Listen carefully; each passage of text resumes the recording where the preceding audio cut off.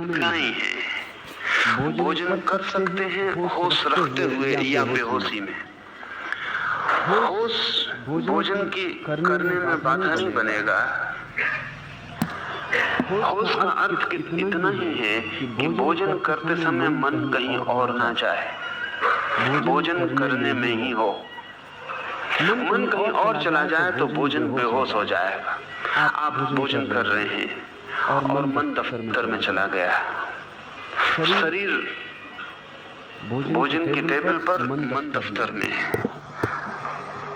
तो ना तो दफ्तर में हैं आप क्योंकि वहां आप हैं नहीं, और ना भोजन की टेबल पर हैं आप क्योंकि मन वहां नहीं रहा। तो वो जो भोजन कर रहे हैं वो बेहोश है, आपके बिना हो रहा है। इस बेहोशी को तोड़ने की प्रक्रिया है होश। भोजन करते वक्त मन भोजन में ही हो, कहीं और ना जाए। सारा जगत जैसे मिट गया, सिर्फ ये छोटा सा काम भोजन करने का रह गया। पूरी चेतना इसके सामने है। एक और भी आप बनाते हैं, उठाते हैं, मुंह में ले जाते हैं, चबाते हैं, तो ये सारा होश पूर्वक हो रहा है। आपका सारा ध्यान भोजन करने में ही है। इस फर्क को आप ठीक से समझ लें। अगर मैं आपसे कहूं कि भोजन करते वक्त राम राम जपें, तो दो क्रियाएं हो जाएंगी। राम राम जपेंगे तो भोजन से ध्यान हटेगा, भोजन पे ध्यान लाएंगे तो राम राम का ध्यान टूटेगा। मैं आपको कहीं और ध्यान ले जाने को नहीं कह रहा हूं, जो आप कर रहे हैं उसको ही ध्यान बना लें।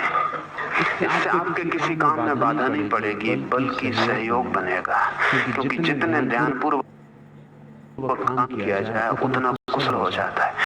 काम की कुशलता ध्यान पर निर्भर है। अगर आप अपने दफ्तर में ध्यानपूर्वक कर रहे हैं, जो भी कर रहे हैं, तो आपकी कुशलता बढ़ेगी, क्षमता बढ़ेगी, काम की मात्रा बढ़ेगी और आप थकेंगे नहीं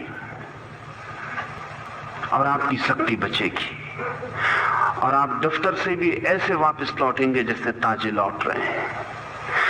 क्योंकि जब शरीर कुछ और करता है, मन कुछ और करता है, तो दोनों के बीच तनाव पैदा होता है। वही तनाव थकान है। आप होते हैं दफ्तर में, मन होता है सिनेमा गृह में, आप होते हैं सिनेमा में, मन होता है घर पर। तो मन और शरीर के बीच जो फासला है, वो तनाव ही आपको थकाता है और तोड़ता है। जब आप जहां होते हैं वही मन होता है। इसलिए आप देखें, जब आप कोई खेल खेल रहे होते हैं तो आप ताजे होकर लौटते हैं। खेल में शक्ति लगती है, लेकिन खेल के बाद आप ताजे होकर लौटते हैं। बड़ी उल्टी बात मालूम पड़ती। आप बैडमिंटन खेल रहे हैं कि आप कबड्डी खेल रहे हैं या कुछ भी, या बच्चों के साथ बगीचे में दौड़ रहे हैं, शक्ति व्यय हो रही है, लेकिन इस दौड़ने के बाद आप ताजे होते हैं। और यही काम अगर आपको करना पड़े तो आप थकते हैं। काम और खेल में एक ही फर्क है, खेल में पूरा ध्यान वही मौजूद होता है, काम में पूरा मौजूद नहीं होता।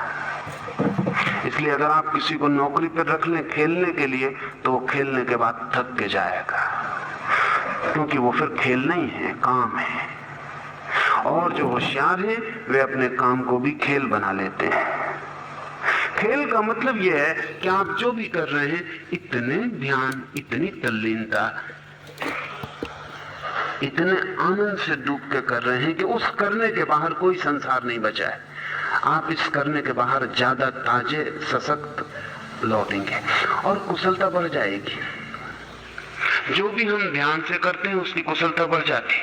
लेकिन अनेक लोग ध्यान का मतलब समझते हैं जोर जबरदस्ती से की गई एकाग्रता, तो आप थक जाएंगे। अगर आप जबरदस्ती अपने को खींच के किसी काम पर मन को लगाते हैं तो आप थक जाएंगे। तब तो ये ध्यान भी एक काम हो गया। जो भी जबरदस्ती किया जाता है वो काम हो जाता है। ध्यान को भी आनंद समझें, इसको भी बेचैनी मत बनाएं।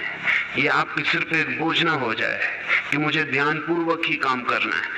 इसको चेष्टा और प्रयत्न का बोझ ना दें, हल्के हल्के इसे विकसित होने दें, इसको सहारा दें। जब भी ख्याल आ जाए तो होश पूर्वक करें, भूल जाए तो चिंता ना लें। जब ख्याल आ जाए फिर होश पूर्वक करने लगें। अगर आपने तय किया कि अब मैं काम अपना होश पूर्वक करूंगा, तो आप कर पाएंगे आज ही, ऐसा नहीं है, वर्षों लग जाएंगे। क्षण भर भी होश रखना मुश्किल